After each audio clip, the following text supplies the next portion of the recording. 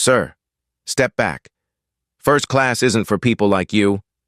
The words came out sharp, with no hesitation, just cold precision. Captain Sarah Mitchell didn't even glance twice. She flicked her hand toward the rear cabin like she was swatting a fly.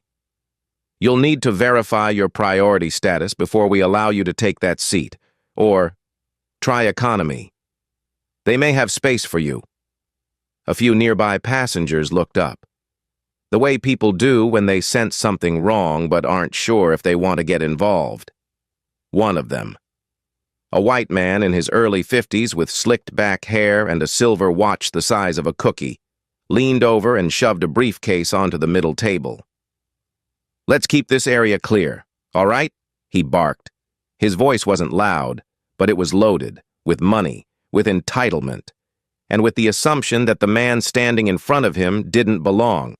That man, Dr. Julian Hayes, took it all in silently. He wore a simple gray button-down shirt, casual navy slacks, and loafers that had seen better days. There was nothing about him that screamed billionaire, nothing that hinted he was the owner of the very jet they were standing in. And that was exactly the point. Julian was running a test, an internal ethics and conduct protocol at Zenith Aviation, the luxury charter company he had quietly acquired the year before. He wanted to see how the staff treated passengers who didn't fit their assumptions of wealth and power. So, he boarded as a last-minute addition, dressed modestly, his real identity hidden. But this wasn't just a protocol failure. It was something uglier. Captain Sarah Mitchell, mid-40s, once flew for a major airline that Zenith Technologies acquired in 2024. She had survived the merger, but barely. The tension in her voice wasn't just about policy, it carried resentment. And now, she saw a casually dressed black man stepping into a world she didn't think he belonged in. Julian handed her a boarding stub, the decoy pass created for this test. She held it between two fingers like it might stain her gloves. "Unverified," she declared, snapping it back into his chest. "Security will be notified if you don't return to your assigned section." He didn't move. He glanced at the briefcase now resting where his own bag had been, watched the man next to it, Richard Holt, recline like he'd just conquered something. Richard was a private equity executive with a long list of failed companies and a longer list of connections. He looked at Julian the way a man might look at a mistake in his office lobby. Dismissively, from across the aisle, a younger passenger tilted his phone slightly.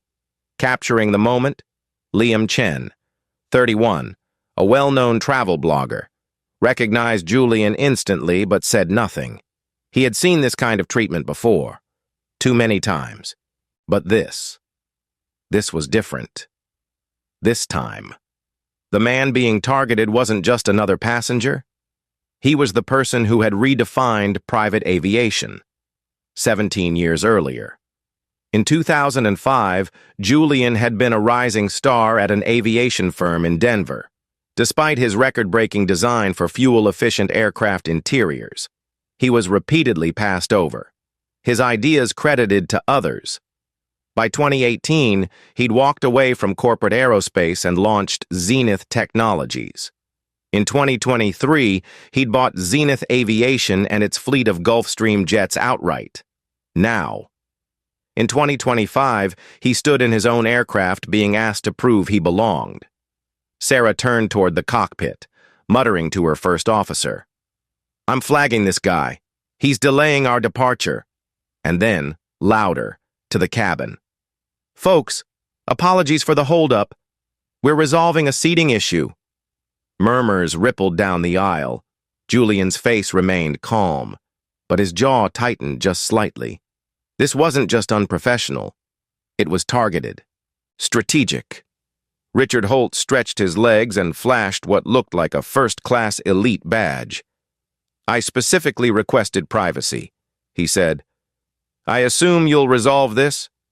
Sarah nodded as if she'd just received a corporate directive. Julian quietly reached for his phone and tapped once. "Annika, activate Protocol 3, he said into his earpiece. On the other end, Annika Sharma, his executive assistant, answered with no hesitation. "It's set, sir." Her tone was calm, clinical, but beneath it was fire. She had seen this happen before, and she knew what was about to follow. Liam leaned over just a little and whispered, "This isn't right. You know that." Julian didn't flinch. "Log it, Liam," he said, voice low and even. Liam tapped on his phone, composing a post for X. Zenith Aviation Crew profiles black passenger as non-priority. No ID check, no grace, just removal. In 2025, on his own plane? The post went up within seconds. Notifications followed like sparks in dry grass. Sarah's hand hovered near the wall console. "We'll need to verify you before this can go any further," she said. "Or you can leave. Those are your options." Julian raised an eyebrow. "Or," he replied evenly, "you verify your own conduct first. You're going to answer for this." Emma Walsh, the flight attendant, stepped forward, holding a tablet. She said nothing, but her fingers danced across the screen. Julian saw her briefly glance at the passenger manifest, then tap something twice. A few moments later, a notification came through on Annika's console back at Zenith headquarters. "Passenger unauthorized. Recommend removal." No explanation, no due process. Just a digital accusation in a closed-loop system. Back on board. Richard slid a folded note onto Julian's seat before standing up and sauntering off. Julian picked it up, unfolded it, and read the words in looping ink. "Try budget flights." He folded it again, tucked it into his pocket, and turned towards Sarah. "You're destroying everything this company stands for," he said softly. 1 second at a time. From the cabin's forward display, a ping sounded. Liam had posted a photo of the note, and in less than 3 minutes, it had racked up over 2,000 likes. Julian's face remained composed, but beneath the calm, the pressure built like steam in a sealed chamber. Passengers were shifting, whispering. One of them, a black tech founder named Malik Jordan, watched with a quiet intensity. He hadn't said a word, but his eyes hadn't left Julian once. He recognized the pattern, too. And then Julian did something that caught everyone off guard. He reached down, adjusted the cuff of his sleeve, and said, "If you thought this was going to end quietly, you've misread the moment." His smart ring vibrated softly. Protocol 3 had reached the escalation threshold. If you've ever been profiled, if you've ever been told you don't belong where you've already earned your place, if you've stayed calm while they tried to shrink you, this story is for you. But before we dive deeper, I want to know, where are you watching from? Drop your city or country in the comments. Now follow along. Julian's about to show what justice looks like. 12 minutes at 38,000 feet. First Officer Thomas Blake didn't waste time. As soon as Captain Sarah Mitchell waved him over, he stomped down the aisle like he'd just been given clearance to remove a problem. "He's not on the verified manifest," she said loud enough for several passengers to hear. "And if he's refusing to comply, we may need to escalate." Thomas didn't ask questions. He stopped in front of Julian and squared his shoulders. "Sir, you'll need to leave this cabin immediately or be escorted out by security." His voice was gruff, old school, with a tinge of aggression that made the cabin go still again. Julian remained seated, his posture calm but alert. "Understood. Then verify me." He tapped his smart ring once more, sending a secondary ping to Annika's console in the Zenith command suite. At that same moment, Emma Walsh, the flight attendant, pulled up the passenger log on her tablet and manually flagged Julian as unauthorized. No badge scan, no ID check, just one entry. Not on record. It was enough. Sarah turned to Thomas and gave a slight nod. Meanwhile, Richard Holt smirked. "This is what happens when you let just anyone think they can buy a seat in here," he muttered, half under his breath. But loud enough to be caught on video, Liam Chen, still filming, glanced up from his phone. He had seen racial bias before. He'd even reported on it once, but never this openly, this fast. He typed quickly. "Zenith Aviation pilot accuses black man of being non-priority. No verification. Just removal threats. Witnessed it myself. #discrimination in the skies within seconds." The post had crossed 2,000 views. Comments flooded in. Name the airline. Post the faces. Tag FAA. And then, a reply from an aviation journalist. "DM me. We'll run this tonight." But the humiliation wasn't over. Sarah turned back to Julian and said, with a mock-pleasant tone, "You could always apply for a maintenance role. Sir, we're always looking for people who understand the insides of a plane." A few passengers chuckled uncomfortably. Richard laughed outright. "Wouldn't be the first time one of them walked up here thinking they belong." A woman seated across the aisle gave him a sharp look, but said nothing. Julian stayed seated, unmoved. "You're violating every standard your badge is supposed to uphold." His voice was steady, measured, but not quiet. "You're no longer following procedure. You're profiling." From her phone in Zenith headquarters, Annika Sharma watched the tampering unfold in real time. Emma's input had triggered an alert in the internal compliance system. An alert meant for cases of data manipulation. She picked up the phone and called Julian. "Sir," she said, "Emma just logged you as unauthorized without ID confirmation. I'm locking the log. Filing an internal complaint now." Julian nodded. Not needing to say anything, she continued. "And Thomas? He's citing a security violation. I'm escalating to Elena." Elena Ruiz, Zenith's senior counsel, was already scanning the incoming reports. Back on the plane, Thomas leaned toward Julian and growled, "You can either leave quietly or we'll call airport security." Julian's reply was soft. "Call who you need to, but start by calling your conscience." Liam, sitting nearby, was typing again. "Zenith first officer threatens passenger with security. No cause given. Tension rising." Elena's voice buzzed through Julian's earpiece. "Julian, I'm initiating Protocol 303. All internal logs are being preserved. Do not leave your seat. Their entire chain of actions is being recorded." At that same moment, the display screens in the forward cabin began updating with news alerts. Bloomberg had picked up Liam's earlier post. The headline scrolled across the ticker. "Passenger mistreatment on Zenith Aviation flight? Viral post suggests racial bias." Sarah saw it. She walked down the aisle, grabbed Julian's briefcase, which had been returned to the aisle seat, and moved it to a nearby cabinet. "Unclaimed item," she said coldly. Julian watched her, then looked at Richard, who offered a smug shrug. Richard then stood and made his next move. "This gentleman boarded without clearance," he said loudly to the crew. "I saw it myself. He pushed past the gate staff. Check the security footage." It was a lie. He knew it. Everyone who had been watching Julian board had seen him enter quietly, escorted by a gate agent, but the accusation, once spoken, stuck like oil on water. Liam's voice came out louder than expected. "That's false. I watched him board.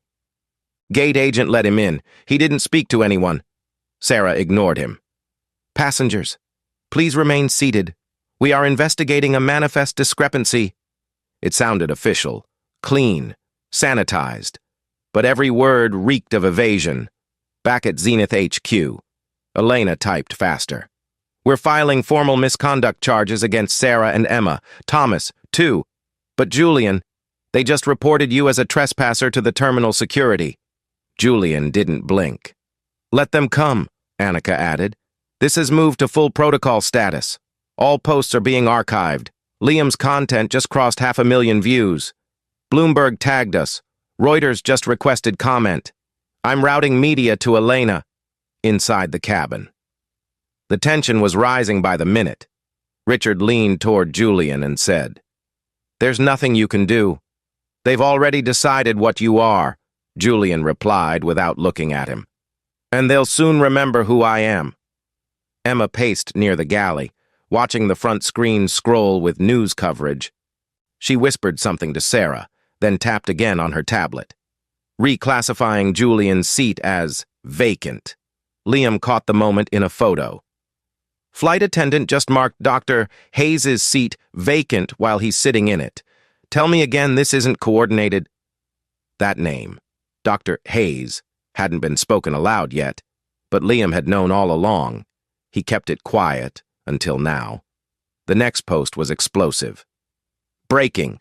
Passenger being profiled is Dr. Julian Hayes, CEO of Zenith Technologies. He owns the company that runs this flight.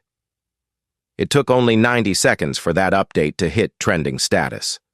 Sarah turned toward the cabin screen just in time to see the image of Julian appear beneath the headline. Tech billionaire allegedly profiled on his own jet. The cabin shifted. Quietly. Uneasily. Julian didn't gloat. He didn't raise his voice. He simply looked Sarah in the eye and said, "You just profiled your employer, and you did it in front of the world." The cabin doors stayed closed. Security hadn't arrived yet, but the situation was unraveling quickly, and the cracks were now visible. Liam looked down at his phone and whispered, "Julian, your name's everywhere now." Julian leaned back slightly. "Good," he said. "Then let them watch what happens next." Captain Sarah Mitchell stood near the front of the cabin, her jaw tight, eyes darting from Julian to the flight display screen above row 1A, where Bloomberg's headline still flashed. Billionaire CEO allegedly profiled on his own jet. But instead of backing down, she doubled down. She walked the aisle with the kind of composure that masked fear with authority. "We've had enough disruption," she announced.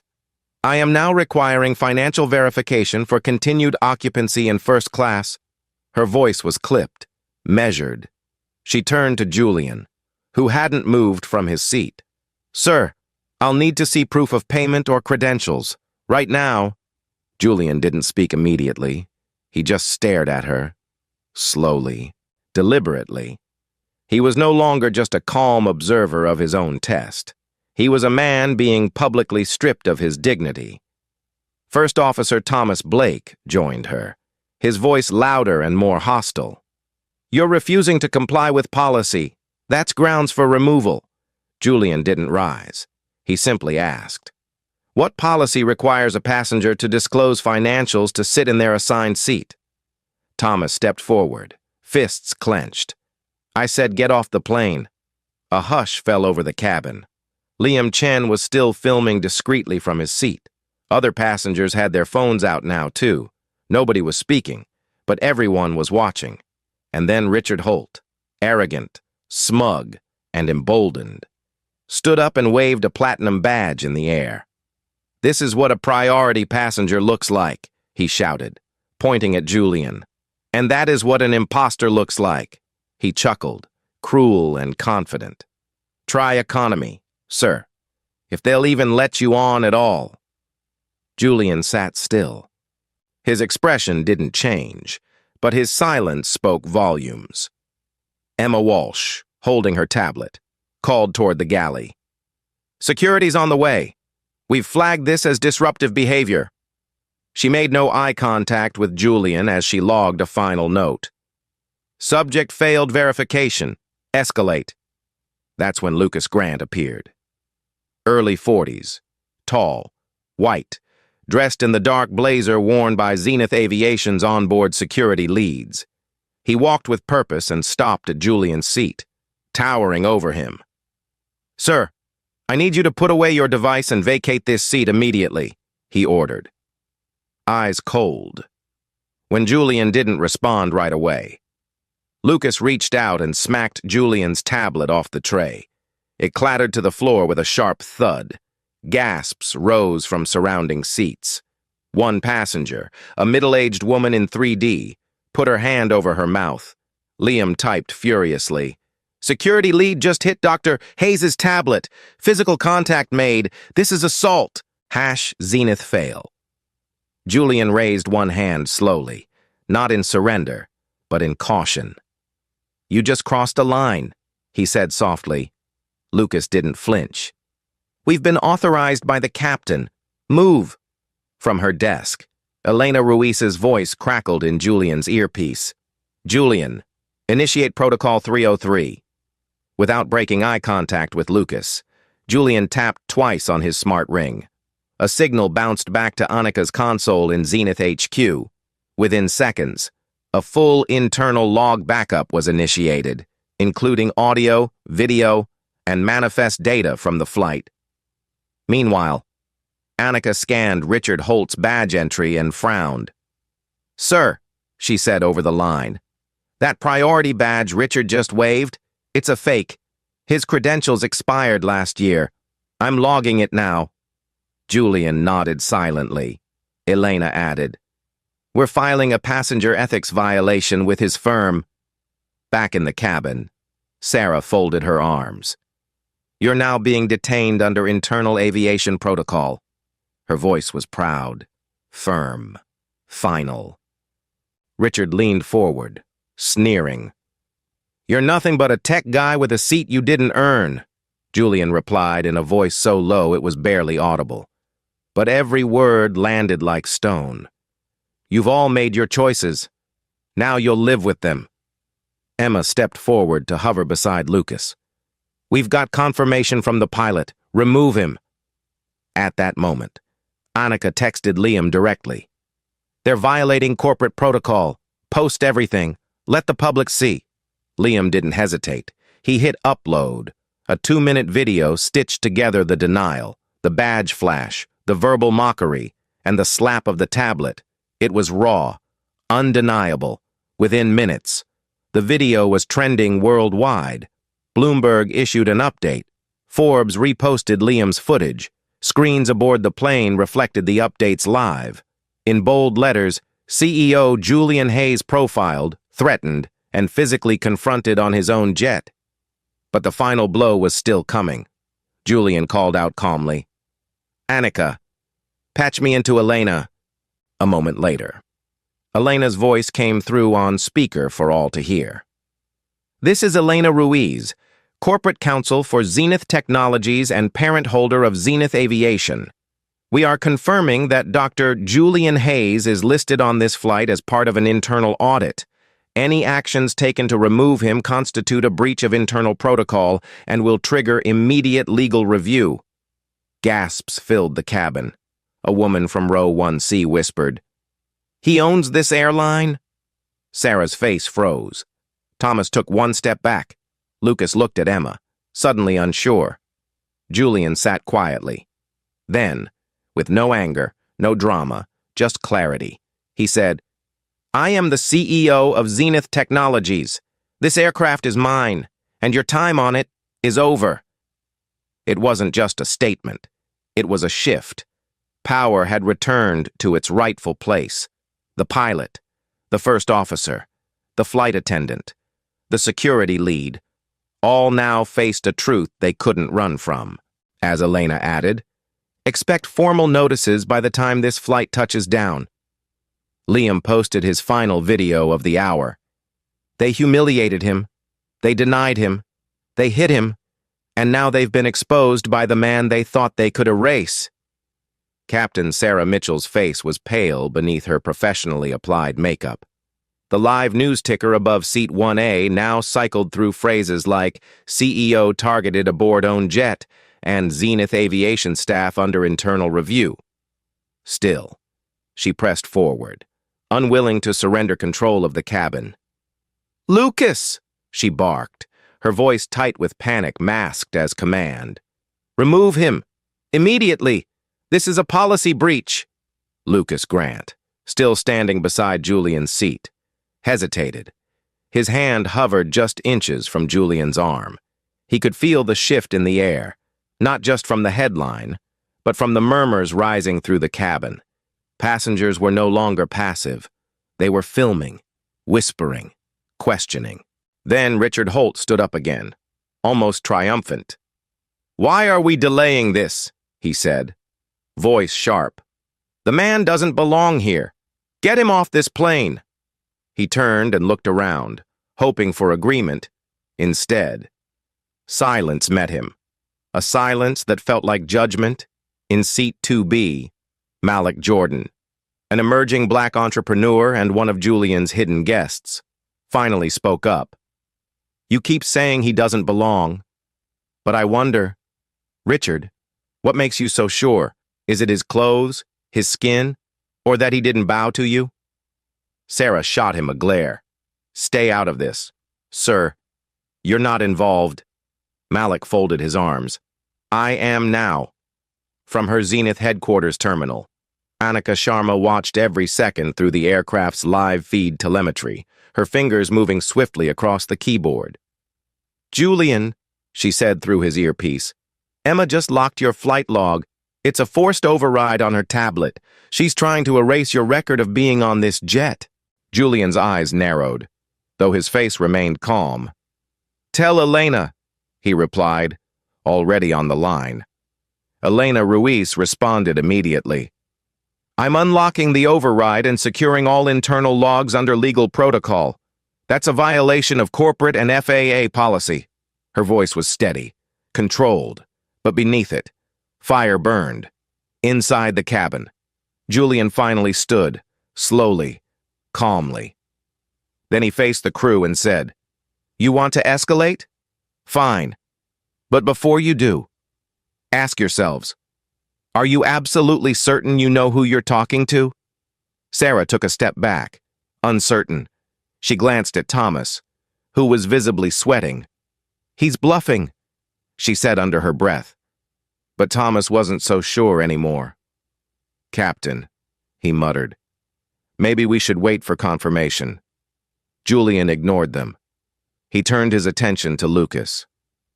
"You grabbed my device. You raised your voice.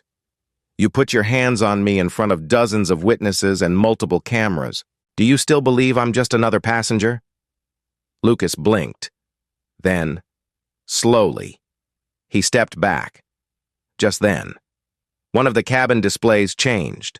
Liam Chen had uploaded a full timeline of the incident, titled, "Minute by Minute, How a Billionaire CEO Was Profiled on His Own Jet." In less than 30 seconds, it was trending globally. Reuters posted it, NBC picked it up, Aviation International, a watchdog publication, issued a damning bulletin. Zenith Aviation staff under fire after discrimination incident. High-value clients begin pulling bookings. Sarah's mouth twitched. "I don't care who you are," she snapped. "You're violating chain of command." "No," Julian cut in, calm but firm. "You violated trust, dignity, and corporate ethics, and now you're about to be held accountable." Annika's voice came back through the line. "Julian, Protocol 3 is finalized. Internal HQ just approved the full disciplinary pathway.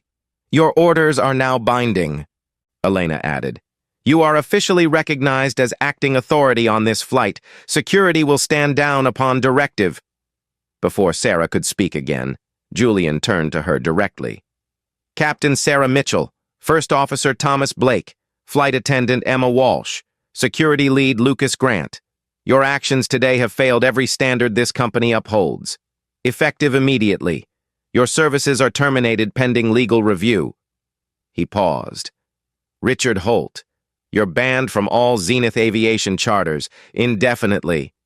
The announcement stunned the cabin. Passengers froze. Phones filmed. No one moved. Sarah laughed, brittle and incredulous. "You can't fire me. I'm the captain of this flight." Julian didn't blink. "And I'm the owner of this aircraft. My authority supersedes yours." Elena's voice echoed again, now on loudspeaker. "This is official. All orders given by Dr. Julian Hayes are supported by Zenith's legal office." Terminations are valid under contractual violation clauses. Sarah's eyes darted to the flight deck as if seeking backup, but Thomas had collapsed into his seat, face in his hands. Lucas stared at the floor. Emma clutched her tablet like it was a life vest in open water. And then came the twist no one was prepared for. "Elena," Julian said, his voice still calm. "Has corporate reviewed their complaint history?" Elena's voice turned grim. "We have. Sarah Mitchell has 20 logged complaints for racial profiling over the last 3 years, sealed by internal manipulation, all hidden by Thomas Blake. It's over," Annika added. "Complaints were blocked from review, but the audit caught it. They're exposed," Liam posted again. "Hidden history of profiling uncovered, crew fired, passengers cheer, CEO reclaims the sky." Underneath the post, a passenger comment read simply, "We watched justice happen in real time." Julian took one last look around the cabin, then returned to his seat. The jet, though still grounded, had already taken off, in the only way that mattered. Julian re-entered the cabin moments later, no longer in his modest shirt and slacks. Now he wore a tailored navy suit, with the silver Zenith Technologies pin gleaming just below his collar. His walk was quiet but commanding, like gravity had shifted and followed him instead of the earth. Conversations stopped. Phones rose.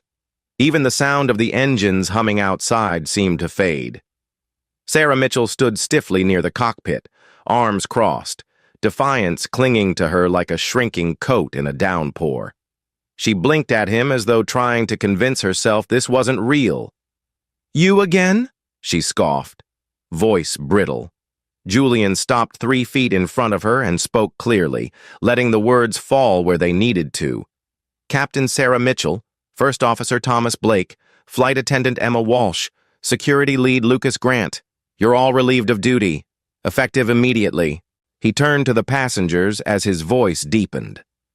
"You are witnessing the termination of Zenith Aviation personnel under violation of corporate ethics, profiling, and breach of internal security protocols. All actions are being logged." Gasps and murmurs erupted. Phones filmed everything. The story had fully flipped. Emma stepped forward, eyes wide, gripping her tablet like it could shield her. This is outrageous. You're not even—" Julian raised a hand and cut her off. "I'm Dr. Julian Hayes, CEO of Zenith Technologies, owner of Zenith Aviation, and the man whose identity you tried to erase in front of these witnesses."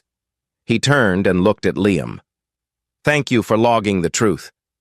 Liam nodded, his fingers still moving across his screen. Thomas muttered, "He's bluffing." But then Elena's voice crackled over the cabin's intercom. "This is Elena Ruiz, legal counsel for Zenith Technologies.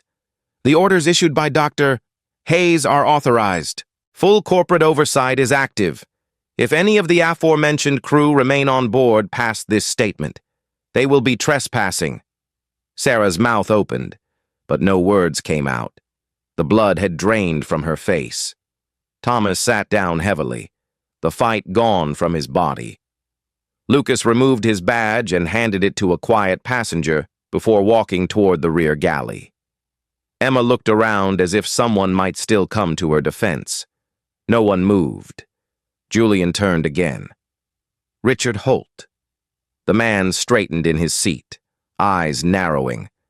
"You're not a crew member," Julian said, "but your behavior, documented and confirmed, violated our passenger code of conduct. You're hereby banned from all Zenith Aviation charters, effective immediately and permanently." Richard barked a laugh. "You think you can just erase me?" he snapped. "I'm not erasing you," Julian replied. "You did that yourself. I'm just enforcing the consequences." Liam posted a clip with the caption, "Dr. Hayes doesn't raise his voice. He doesn't retaliate. He delivers consequences like a mirror, calm, clear, and final." At that moment, the forward screen updated with a headline from Reuters. Zenith CEO fires entire jet crew after being profiled. Identity revealed mid-flight. A sub-headline followed. New allegations surface, hidden bias complaints covered by flight officers. Elena spoke again over the comms. We've just concluded an internal log audit. Captain Mitchell has 20 bias complaints over the past 3 years. 17 of those were suppressed or dismissed by First Officer Blake. Emma Walsh manually adjusted at least 8 passenger logs in the last 2 quarters. Mr. Grant violated physical conduct policy during today's incident. All violations have been locked and submitted to FAA and EEOC review. The cabin turned into a courtroom in real time. Sarah's voice cracked. This isn't fair. You set us up. Julian turned to her calmly. No, I set a standard. You decided how to meet it. Or in this case, how to fail it. Passengers applauded, some quietly, others more openly. One woman clapped with tears in her eyes.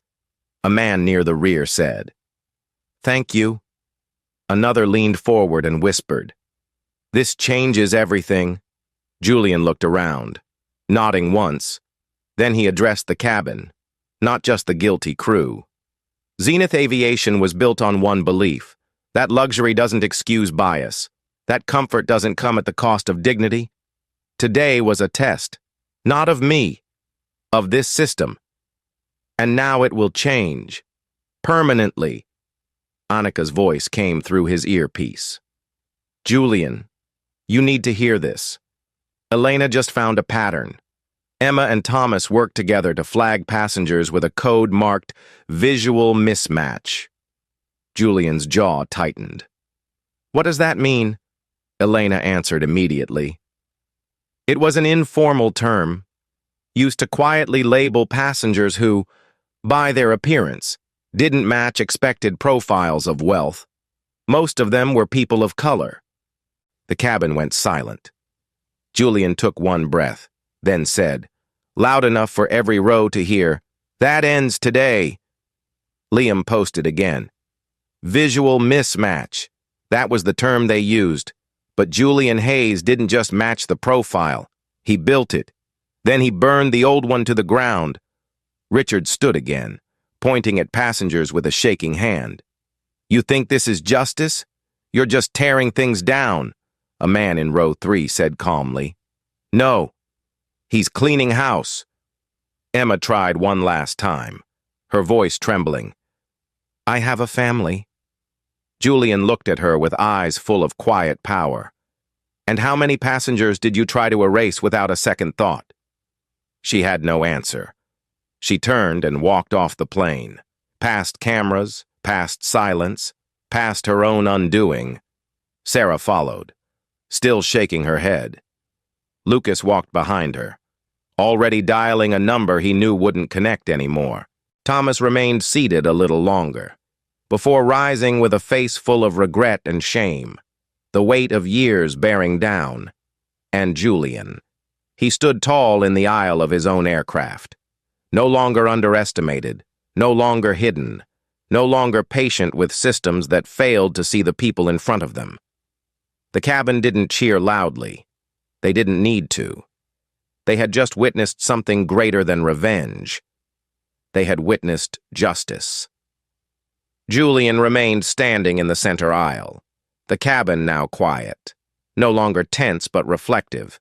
The entire crew, Sarah, Thomas, Emma, and Lucas, had exited in silence. The mood had shifted, not just because the offenders were gone, but because everyone on board now understood they were part of something larger than a simple confrontation. They had watched a man reclaim his dignity and then use that moment to rebuild the sky itself. Julian raised his left wrist slightly. With a single swipe across the surface of his smartwatch, he activated the Zenith Equity Program, an internal reform initiative he'd developed months earlier. The system, now live, would trigger real-time audits across Zenith Aviation, mandate comprehensive diversity training for all flight personnel, and install AI-powered equity monitors aboard every aircraft under his company's flag. Screens throughout the cabin lit up, one by one, with the program's icon, a silver horizon line cutting through a golden sky. It wasn't just a logo, it was a declaration. Passengers looked on in awe as Julian turned to face them. Today wasn't about one man being denied a seat, he said, his voice calm but resolute. It was about a culture that still believes appearances determine worth. That ends now. Zenith Aviation will become the gold standard, not just for luxury, but for fairness, for humanity. Liam Chen, still filming, posted a photo of the smartwatch screen lighting up, captioned, "Julian didn't just fire the crew, he rewired the system.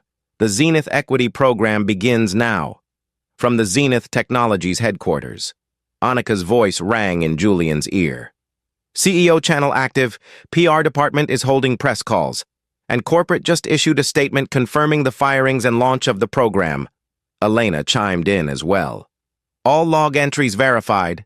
FAA notified of immediate reforms. The FAA Deputy Director just acknowledged Zenith's initiative. On the record."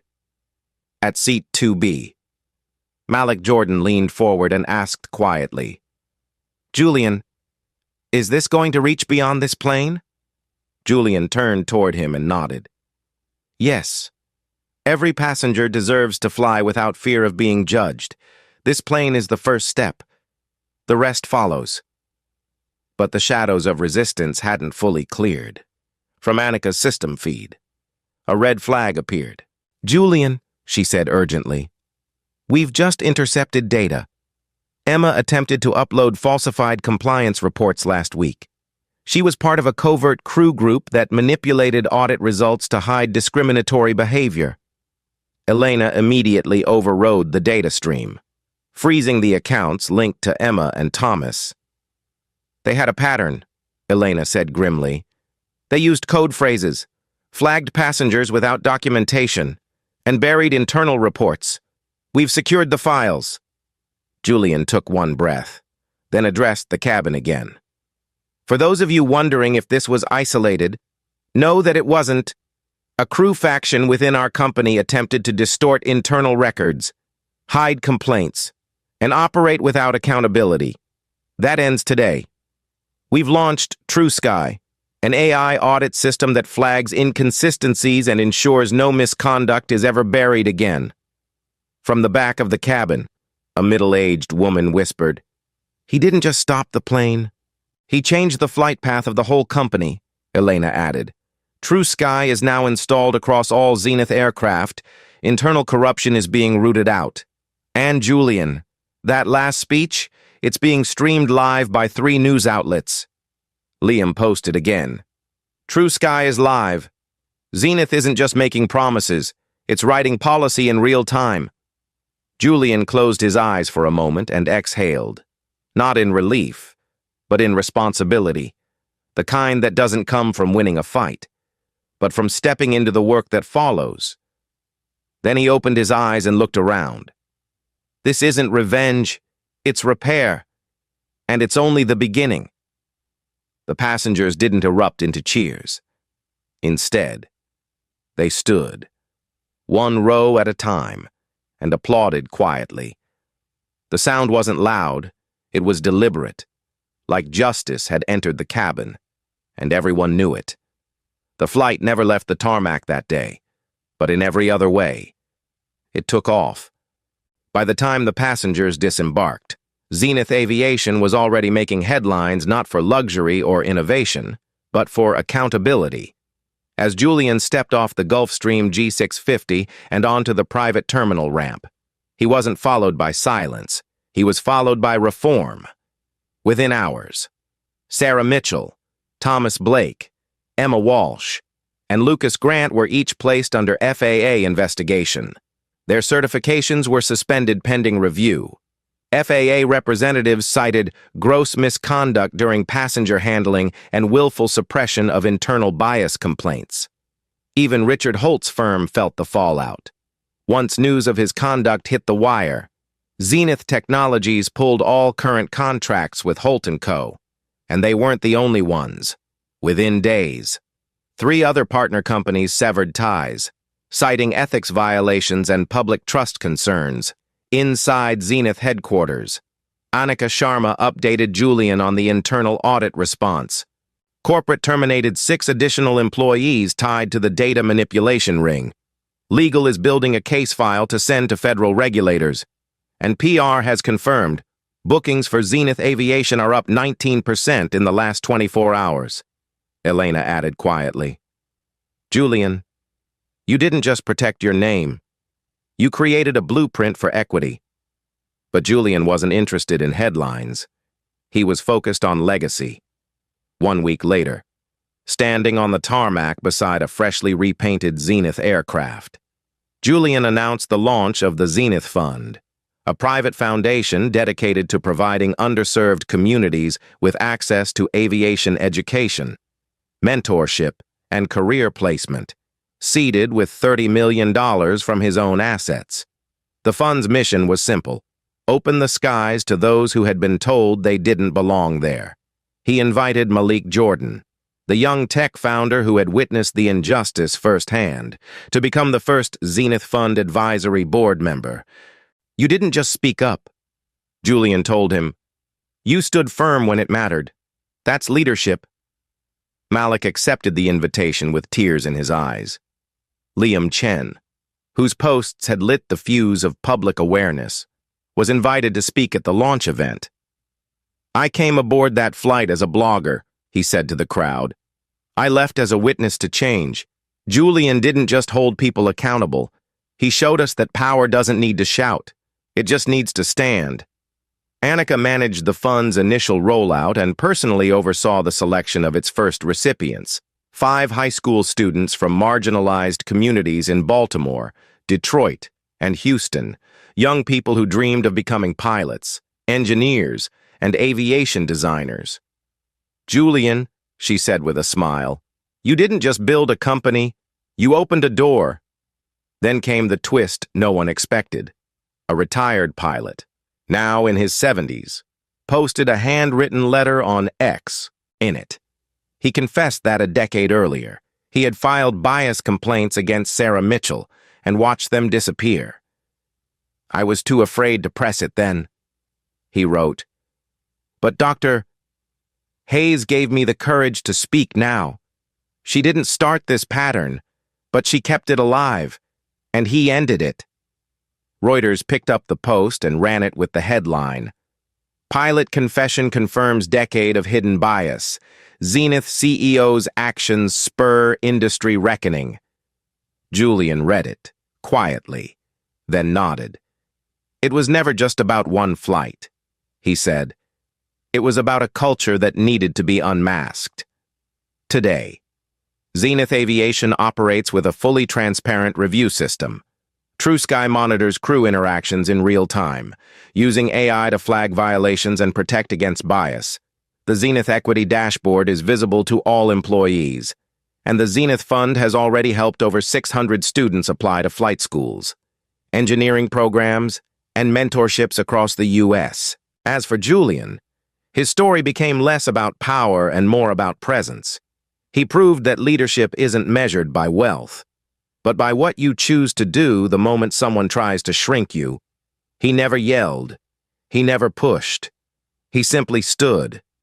And when the time came, he changed everything.